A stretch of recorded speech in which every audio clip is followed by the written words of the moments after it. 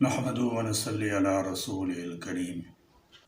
انسان اپنی تمام ضروریات اپنے آپ پوری نہیں کر سکتا، اس سے اپنی خواہش، اپنی ضرورت اور اپنا مدعا دوسروں تک پہنچانا پڑتا ہے۔ پہنچانے کے عمل کو ابلاغ کہتے ہیں۔ ابلاغ کے لیے انسان کو دو قدرتی ذرائع مہیا کیے گئے ہیں۔ ایک زبان جس کے ذریعے آپ قریب کے لوگوں تک اپنی بات پہنچا سکتے ہیں۔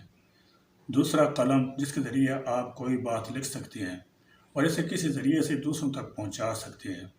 ابلاغ کے یہ دو ذرائع شروع سے استعمال ہوتے رہے ہیں۔ ترقی کا یہ سفر جیسے زندگی کی دوسرے شعبوں میں جاری ہے، اسی طرح ذرائع ابلاغ کے میدان میں بھی پوری قوت اور تیزگامی کے ساتھ جاری و ساری ہے، بلکہ اس میدان میں ٹیکنالوجی کی ترقی دوسرے شعبہ زندگی کے مقابلہ میں زیادہ تیز ہے۔ چنانچہ پرنٹ میڈیا اور الیکٹرانک میڈیا نے دور دور تک اپنی بات پہنچانے کو آسان کر دیا ہے۔ اس کی رفتار ہوا کی رفتار سے بھی بڑھ گئی ہے۔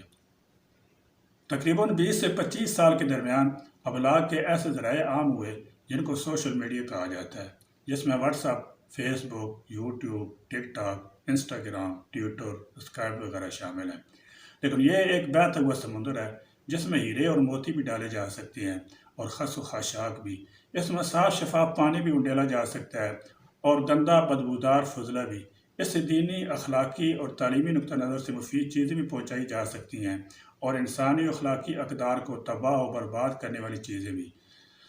دوسری طرف اس کا اثر اتنا وسیع ہو چکا ہے اور زندگی کے مختلف شعبوں میں اس کا نفوذ اس درجہ کا ہے کہ اس کو نظر انداز بھی نہیں کیا جا سکتا، اور گزرنے والے ہر دن کے ساتھ اس کی اہمیت بڑھتی جاتی ہے۔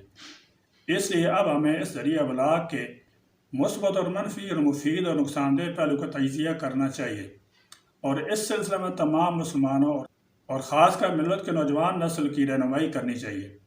سوشل میڈیا کو دینی ضرورت کے پیش نظر بقدر ضرورت استعمال کیا جائے تو ٹھیک ہے، ورنہ اس کے بہت زیادہ نقصانات ہیں۔